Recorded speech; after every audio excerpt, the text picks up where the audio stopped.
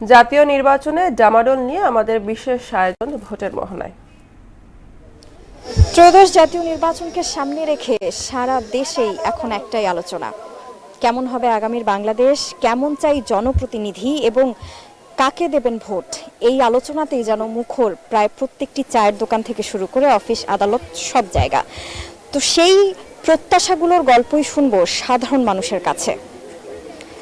ভাই, আপনি একটু জানাবেন এইবার যেই জাতীয় নির্বাচন হতে চলেছে সেখানে হচ্ছে যেই প্রতিনিধি আসুক না কেন তার কাছে আপনার প্রত্যাশা কি? প্রত্যাশা অবশ্যই ভালো আশা করি। উনি যে এলাকার প্রতিনিধি উনি ভালো কাজ করবেন, এটাই প্রত্যাশা। এমন রাস্তাঘাট মনে করো ব্রিজ কালভার্ট এগুলা এই কারণেই তো মানুষের জনপ্রতিনিধি ভালো, যারা ভালো কাজ করবে তাদেরই জনগণ সমর্থন করবে, এটাই তো চাইতেছে মানুষ।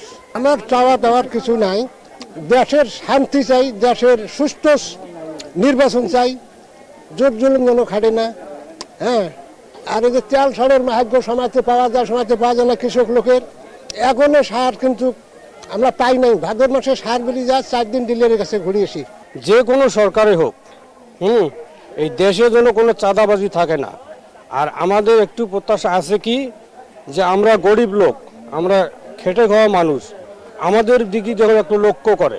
আমাদের প্রত্যাশা একটাই, আমাদের দেশ এবং আমাদের এলাকা যেভাবে ভালো চলবে, জানি কোনো কারো চাঁদাবাজ না থাকে, কোনো দুর্নীতিবাজ না থাকে, কোনো না থাকে, সমাজ যেভাবে চলে সেভাবে আমরাও থাকতে চাই। আমরা এই এলাকায় বহুদিন ধরে বসবাস করে আসতেছি। বিগত দিন থেকে যত রকম এমপি মন্ত্রী যারা আইছে সকলে কথাবার্তা কয়ে গেছে, আমাদের কোনো উপকার করে না এই এলাকা। আমাদের এই এলাকা থেকে এই এলাকার কথা বলতে হবে।